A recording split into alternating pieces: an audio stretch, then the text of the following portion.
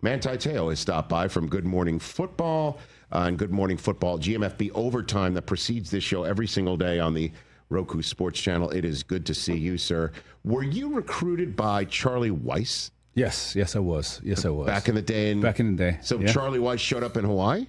He did once. So he only came down once to visit, and it was a big visit. But back Pete Carroll, Charlie Weiss, Jim Harbaugh, like they were the three. Okay, so Pete was obviously at USC. USC, Jim was at Stanford. Right, and Jim was at Stanford. Yeah. Okay, so you had the grades for it, huh? Yeah. Okay. Well, I didn't have the AP classes, and so when they told me I had to take one more AP class, I was like, AP class at Punahou that's a whole nother level. That's the school I went to. Yeah, right.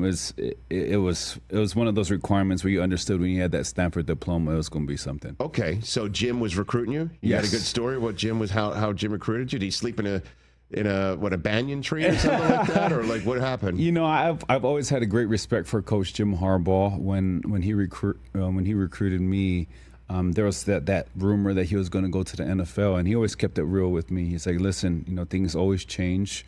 Opportunities always open up, so I'm not going to say no, but I'm also not going to say yes. He said that to you? Yeah, and so I've always had a tremendous amount of respect for him because he was real about it. Now, what's so strange is I go my freshman year, Coach Harbaugh's at Stanford, Coach Carroll's at USC, Coach Weiss is at Notre Dame. Yes. Sophomore year, all three of them are gone. So it didn't really matter at that point. Well, because Brian Kelly came in to Notre Dame. Brian Kelly came in, right. Pete left for Seattle. Yeah, Pete left for Seattle. Jim went to San Fran. Yeah, so all three. So you're finished either way. So either way, I somebody looking for continuity at the collegiate level, the cards were stacked. That's how they were, Rich. Wow. Yeah. Okay. It's good. So Brian Kelly comes in. How is it different? Well, Brian Kelly is different because he just come from Cincinnati. And Cincinnati in 2010, they're one of the better offensive schools in the country at that time. So he comes in, he brings in his regime. I mean, it's just new. He's trying to get used to Notre Dame. We're trying to get used to him. But we had some dogs there. I mean, we had Golden Tate, we had Kyle Rudolph, Harrison Smith, Michael Floyd. So we had some guys over there that you could help push that along. Look at Harrison Smith doing it still. Right? Killing it too. Yeah. Like he's at the top of his game. You could make a case still. General, cerebral, smart. Right. That he's always been that since Notre Dame. Yeah, I know. Yeah. By the way, and just this is how much respect I have for you to have you on this program. I severely dislike Notre Dame football. I didn't know that, Rich. Okay. I didn't understatement, know that. Manti. Understatement. What's the background behind that? I'm the University of Michigan Wolverine. Oh, okay. All right. Okay. My first game that I covered for the Michigan Daily on the football beat, which is what you work for, you work towards on the Michigan Daily ladder, sat right there. Rocket Ishmael ran it one way, then he ran it the other way. And basically, Michigan's national title hopes back in that day were dashed on day one. So are you more, do you not like Notre Dame more or Ohio State more? Oh, great question. I think that's pretty Ohio simple. State. Yeah. Ohio State. I'm asking Rich, for you. It seems like you're struggling a little bit. Well, We were answering for him. Well, sure. First of all, we don't play Notre Dame anymore because Notre Dame refuses to schedule us. It's tired of losing, guys. So that's it. I think out of any entity, sports entity, I dislike the Ohio State University, number one overall. His Red Sox are two, because I'm a New Yorker who went to the University of Michigan. Got it. And the only two, listen, this is what we call first-class problems, Manti, because of what I've done from SportsCenter all the way to the present day, from 96 to now, is I'm not emotional about sports that much anymore. Okay. But the two entities that get me very emotional, where I have to snap out of it if they lose, is Michigan football and New York Yankees baseball. Yeah, Michigan football is a big thing. I had a thing against Michigan first. Michigan was my first away game as a collegiate athlete. And okay. I thought in the big house, huh? In the big house. Okay. Now I knew what rivalries were until I went to the big house as a member of the Notre Dame Fighting Irish football team. And when I got off that bus, things were being said to me that, yeah. So that was my first experience. I didn't hear that in Hawaii. I didn't even know those words were even in the dictionary. But they still aren't. Probably. Urban Dictionary depends on the dictionary. But so I've had that's how I felt against Michigan until. Recently, past 5 years, I met some amazing people from Michigan. Jamie Erdahl. Yes, her husband Sam. Shout out to Sam. Yes. He's a Michigan alum, proud. Normally they tell Sam, Jamie, he married up. Yeah. But Jamie knows how I feel about Michigan. Yeah, Sam, yes. Yeah. Right. And then JB Fitzgerald, who's my agent, he also went to Michigan, so I'm surrounded by a bunch of Wolverines now. Yeah, JB, I love him. I know him too. Yeah.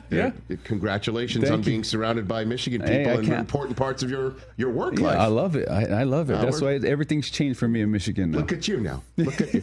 Still, I rent Rudy hoping he pops a quad. And Rudy has heard that, and he wants to fight me, apparently. The real Rudy. The real Rudy has heard this. Yeah. Rudy Rudiger, huh? Yeah, because he was offsides. Sorry. What's my problem? It's very hostile and aggressive. Manti's bigger than you. Bro. It's all love up in here, brother. You know that. He's bigger than you. I do it to Bettis too. And by the way, so Bettis's kid is there. Larry Fitzgerald kid is there now. Mm-hmm. Marcus Freeman is crushing it. I actually like him. Right? Did I tell him that too? Or did I tell his quarterback that I'm like, I like him so much he makes me forget my dislike for Notre Dame football. He's a very likable man. I was rooting for Notre Dame football in the national championship you're coming around, Rich. But I was out of spite. You're asking which one do I not like the most, the and they played each other for the championship. I get that. At least you're rooting for us a little bit, though. I'll take that as a win. For 4 quarters, how'd it go for you, though? Yeah. It was rough. I struggled because when I went to the first and only game that I went to that year was a Northern Illinois game. Oh, no. And we I'm lost. sorry to hear that. I know. And so, the narrative was bro, you guys lost because Manti was at the game. So I took one for the team, and I stayed home for the national championship because I didn't want, in event that anything happened, I didn't want that bad juju around the team. But it was an exciting game. The first half, I know it was a little slow. But just in normal Marcus Freeman team fashion, they started to fight back in the end. I couldn't be more proud. He's really, really, really good. Yeah. And elite. And by the way, and I will just say this, calling out my Ohio State friends, when Ohio State lost to Michigan in the final game of the regular season, and it was all blowing up in their world, which obviously, yada, yada, yada, 5 weeks later, everything's fine. Everybody wanted day out Marcus Freeman in because he went to school at the Ohio State. Yeah. And so, instead, they go on this run for the ages, and now they still claim them both. In the same way they still claim Burrow, and Burrow still claims them. And it pisses me off. All right, I'm going to get out of this one. Manti Te'o here on the Rich Eisen Show. How are you enjoying your gig now? I'm loving it. It's a great team. I think that's the main thing about where I'm at right now. That's cool. I want to be a part of a good team with good people. And man, let me tell you, when you're surrounded by somebody like Jamie Erdahl and Kyle Brandt and just how their brain works. Right. You're seeing what's on the prompt, but then they're saying a whole bunch of other stuff. And I'm just constantly just trying to soak up information and knowledge from them. So it's been a true blessing. That's awesome. So let me put you through the paparazzi paces right now. Your Super Bowl contender of note, number one, top of your list. Who is it? 2025, Manti Te'o. I know we're a month away. You got to flex these muscles now because it's going to be asked of you very shortly. See, Rich, I was taught this by Kyle Brandt as we have a segment on our show where we make a pop culture reference and dodge the question. Where we have a specific prediction week where we save all of our stuff for that prediction week. So I got to but that's follow, also a cagey way of saying, I'm not answering the question because I need to save it for my show. That's essentially what you said. So then give me your top contenders. So I really like the Buffalo Bills.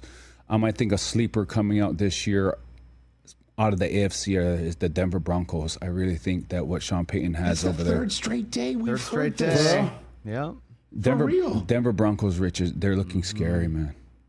What Sean Payton has been able to do with Bo Nix, that offense, he has a two-back system now, a true two-back system, which is what he's always wanted. He had that in New Orleans when I was there with Alvin Kamara and Mark Ingram. So Dobbins is his Ingram, and R.J. Harvey is his Camaro. Yeah. And that's how and even Audric Estime could be in that Mark Ingram I didn't kind mean of to leave equation. out the Notre Dame guy. Yeah, I'm sorry. Come on now. See, you did a true Michigan guy. Whatever. Okay, yes. I'm sorry, I like them out of the AFC. The Chargers could also be one of those as well. The AFC West. I know there's a lot of talk about the NFC North, but the AFC West, in my opinion, is the division to watch this year. Not only with the talent, but if you look at all of the coaches over there. All of those coaches have played in the Super Bowl. Right. There's only one that hasn't won a Super Bowl, and that's Jim Harbaugh, but he's won everywhere else he's been. So that's, you think about that pedigree, and you just can only assume that the competition coming out of that division is going to be something. Okay, and again, I know you're relatively new to the paparazzi NFL media front here, but you left out the Chiefs. And if you do that, I already know. But it is an annual ritual one would have. If somebody wins the division 8 straight years, this is finally the year, because it cannot happen. The broken clock is going to have to be right once before it's right twice. Yeah. And so this is the year, you think? I don't think it's the year, but the thing is, everybody has to understand is with the Chiefs is from weeks 1 through 17, they play okay. It's when they get into the playoffs that they morph into something called a champion, and they start to play at championship caliber football. Yes. If you don't allow the Chiefs to get into the playoffs, and that's why I bring up the Broncos and the Chargers, because they're in that division. Now, we've seen throughout the years 3 teams from one division go to the playoffs. Yes. If that happens, it's hard to go against Patrick Mahomes in the playoffs. It's just hard. Yeah. So it's going to come down to the contenders in that division to see what happens to the Chiefs, because right now it's probably the most competitive one. And out of the NFC, I got to say, that building right next to where we work, there's a team that's playing out of there called the LA Rams. That signing of Davante Adams, Rich, is probably one of the most dangerous signings for a defensive player to go against that offense. Why? Well, if you look at Puka Nacua and Cooper Kupp, what they had before, right? Yes. Mm-hmm. They played the same position. So it's hard to divvy up shares there when you have the guy that plays the same position. That's what they had before. Now you have Davante Adams, who's a true X receiver, one of the best at his job to ever play the game. Now you have what the Cincinnati Bengals have with T. Higgins and Jamar Chase, where Puka Nacua is Jamar Chase, where you move him everywhere. You could use him anywhere you want to.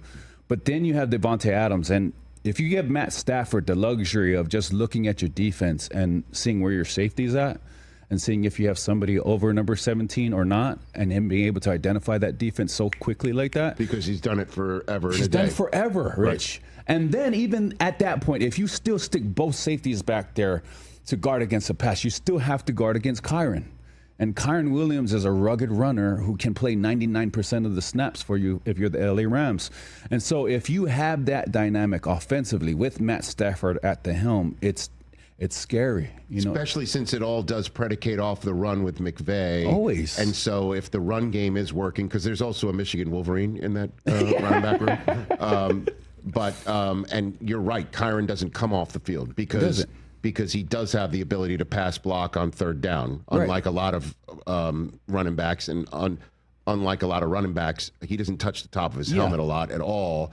And if the offensive line can hold up, right, and they have the tight end position down, it's pretty friggin' dangerous. Well, the thing about the one-back approaches is it keeps everything at your disposal. See, when you send in a scat back defensively, I know 80% of the time you're going to throw the ball. So there's a tendency marker that defensively I can get into your huddle a little bit. I was like, okay, if I see Alvin Kamara back there, he can run the ball, but you're mainly here to throw him the ball. So like defensively, when you have Kyren in the game, first and second and third down, I don't know what you're going to do. You know what I mean? And it just puts the defense in a very uncomfortable situation and position to be in. So I look at the LA Rams as a team offensively and defensively with one of the best head coaches in the game, and Sean McVay. They're going to be dangerous. Yeah, Jared Verse, a lot of folks are saying this is a defensive player of the year type of guy coming off of winning defensive rookie of the year. So you like them. Well, first of all, when they play the Eagles, they just have to stop Saquon, at least hold him under 200 yards, right? Like, because he was the one who torched them. You could say that he was the one who essentially, finished him off last year, and then also, stuck it to him in a very crucial measuring stick game on a Sunday night. Yeah. So put it all together, though, how do you like the Eagles coming back and potentially repeating? I really love the Eagles, and this is why I love the Eagles, is because offensively they have almost zero turnover. Right. They lost Mekhi Becton. He went to the Chargers. But other than that, you have the same guys in there, the same identity, all of that. The biggest question for the Eagles to me is with all the departures defensively. Now, you lost some key guys as far as figures in the locker room with Brandon Graham retiring and Darius Slay going to the Steelers. Like those two guys, there's a dynamic of play on the field, but then impact in the locker room. Those two guys are locker room guys. They're the guys that, as a coach, if you're Nick Sirianni, you can say, do it like Brandon Graham. Well, now you don't have a Brandon Graham in there to point to. So can Jalen Carter them step up and be that for the Eagles? Because you look at that Eagles, talent-wise, probably the most talented defense in the NFL right now, top to bottom. And so I look at the Eagles coming out of the East as being that contender to go against somebody like the Rams, and now it's going to be a tale of the two. They lost their OC again, too. When I was interviewing Jalen Hurts before the Super Bowl last year for Game Day Morning and talked to him about all the different offensive coordinators he's had from college, I mean, literally from college, where, Daboll was there in Alabama, then he wasn't. Then he goes to Oklahoma. Then he goes to the pros. Right. And they constantly, then there goes Doug Peterson, in comes Sirianni. There goes Shane Steichen. Right now, here goes Kellen Moore, and I'm like, all the different guys. He said, "Tell me about it," knowing that he was going to lose Kellen Moore, pretty much. Yeah. And so, how will that affect things is a big question mark, and that's the biggest question mark involving the Lions. Right? Is that they lost both coordinators, and the last time the Eagles did that, they didn't make the Super Bowl after making it. Yeah, no, it's going to be something. I think defensively for the Lions, it isn't going to be that big of a transition because Coach Shepard, who was that linebacker coach over there for the past 4 years. He knows the guys. He knows the personnel. He was under Aaron Glenn. So I think there's not going to be maybe a little difference as to how he calls the plays, but not what he calls. Okay. I think they run the same thing. Now, offensively, that's going to be the thing that I think we're going to miss a lot with Ben Johnson not being there. It's all those trick plays and those things to kind of take advantage of defenses in a very creative way, which Ben Johnson was so good at. But the identity of that team is Dan Campbell. Dan Campbell, the rugged, hard-nosed Detroit style. And I think that's something that's going to forever be there as long as Dan Campbell's there. Okay, so let's follow Kyle Brandt's direction. Keep it quiet until Good Morning Football's prediction thanks, week. Rich, thanks. Right, but I think so. Rams Broncos. Did I hear that? I like that. I like that. Those are guys that I had. You're circling around them? Yeah, like vultures, just circling them. You're circling around it. Yeah. Okay. Hey man, I'm high on the Rams too. Very. Yeah. We shall see. And if you want to just really extrapolate it out, I mean, you think the Rams want to win the Super Bowl in the home of the Niners? I don't know. And just basically put their mark, like that hydrant, lift a leg on that hydrant, you know what I mean? Forevermore. You know what I mean? Like that's the sort of stuff. Michael Irvin, who's our guest in hour 2, was on Game Day Morning. We were all together in Tampa, and everybody was choosing the Chiefs. That was in that COVID Super Bowl, and everyone's choosing the Chiefs. The Chiefs are going to, because, and then Michael's like, "Nuh-uh, I'm taking the Bucs." Yeah. And we're like, "Why?" And he basically gave, the football reason, but then also said, there is no way the Bucs will allow another team to come into their house and win a Super Bowl. Yeah. They'll never be able to walk on this field again without thinking about it, and they will not do it. And guess what? They didn't. The LA Rams did that when they played the Bengals. Right? That came really close. It came close, but they needed Aaron Donald. Aaron Donald was going to right? Yeah, right. Exactly. Right, but at least they had him. Thanks for coming here. Of course, really brother. Appreciate Anytime. it. Let's do this more regular. Yeah. You know the way now. Yeah, I know the way. Okay. I also know I'm gonna bring a Notre Dame jersey just for you, Rich. You could do that. And we'll put it somewhere special. Good to see it in the bathroom. We have different opinions on the definition of special. There's a lot of wall space here. So. There is. Bring whatever you'd like. Just bring yourself, okay? Manti Te'o, check him out every single day on Good Morning Football. That's NFL Network. Friday, Monday through Friday, 8 a.m. Eastern Time. And then, of course, GMFB overtime after that precedes this show right here on the Roku channel. Thanks for coming. Thanks, brother. Thanks say hi to everybody. Say hi to everybody there. Catch the Rich Eisen Show live weekdays from 12 to 3 p.m. Eastern on Roku Sports Channel in the U.S.